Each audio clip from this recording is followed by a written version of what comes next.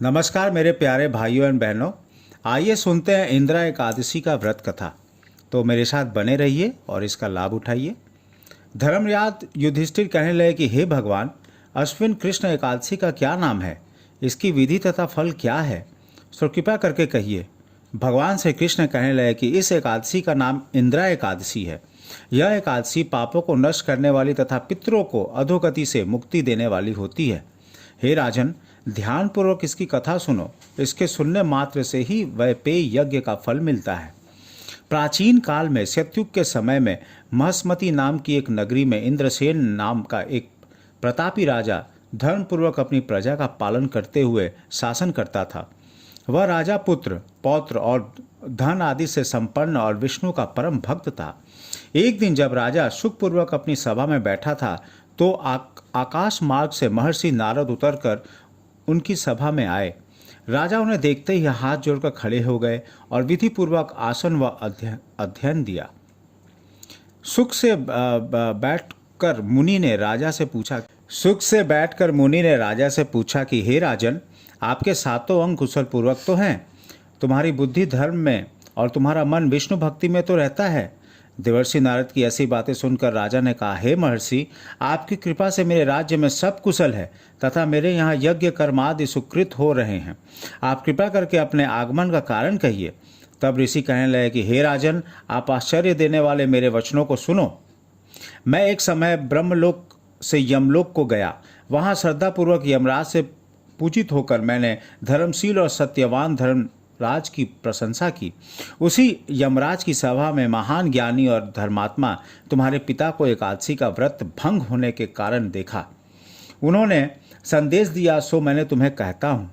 उन्होंने कहा कि पूर्व जन्म में कोई विघ्न हो जाने के कारण मैं यमराज के निकट रह रहा हूँ। सो हे पुत्र, यदि तुम अश्विन कृष्ण इंदिरा एकादशी का व्रत मेरे निमित्त करो तो मुझे स्वर्ग की प्राप्ति हो सकती है।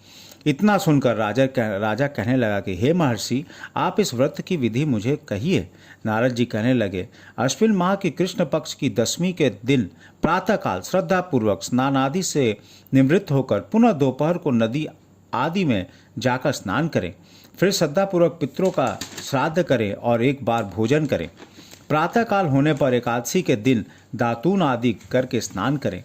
फिर व्रत के नियमों को भक्तिपूर्वक ग्रहण करता हुआ प्रतिज्ञा करें कि मैं आज संपूर्ण भोगों को त्याग कर निराहार एकादशी का व्रत करूंगा। हे अच्युत, हे पुंडरीकाक्ष, मैं आपकी शरण हूँ, आप मेरी रक्षा कीजिए। इस प्रकार नियम पूर्वक शालिग्राम की मूर्ति के आगे विधि पूर्वक श्रद्धा करते योग्य ब्राह्मणों को फलाहार का भोजन कराएं और दक्षिणा दें।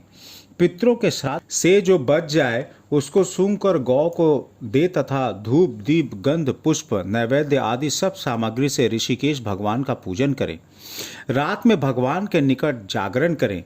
इसके पश्चात द्वादशी के दिन प्रातःकाल होने पर भगवान का पूजन करके ब्राह्मणों को भोजन कराएं। भाई बंधुओं, स्त्री और पुत्र सहित आप भी मौन होकर भोजन करें। नारद जी कहने लगे कि हे राजन, इस विधि से यदि तुम आलस्य रहित होकर इस एकादशी का व्रत करोगे तो तुम्हारे पिता अवश्य ही स्वर्गलोक को जाएंगे। इतना कहकर नारद जी अंतर्ध्यान हो गए। नारद जी के कथानुसार राजा द्वारा अपने बांधवों तथा दासों सहित व्रत करने से आकाश में पुष्प वर्षा हुई और उस राजा का पिता गरुड़ पर चढ़कर विष्णु लोक को गया। राजा इंद्रसेन भी एकादशी के व्रत के प्रभाव से निष्कंटक राज्य करके अंत में अपने पुत्र को सिंहासन पर बैठाकर स्वर्गलोक को गए। हे युधिष्ठिर, यह इंदिरा एकादशी के व्रत का महात्म मैंने तुमसे कहा। इसके पढ़ने और सुनने से मनुष्य सब पापों से छूट जाते हैं और सब प्रकार के भोगों को भोग कर बैकुंठ को प्राप्त होते हैं। नमस्कार।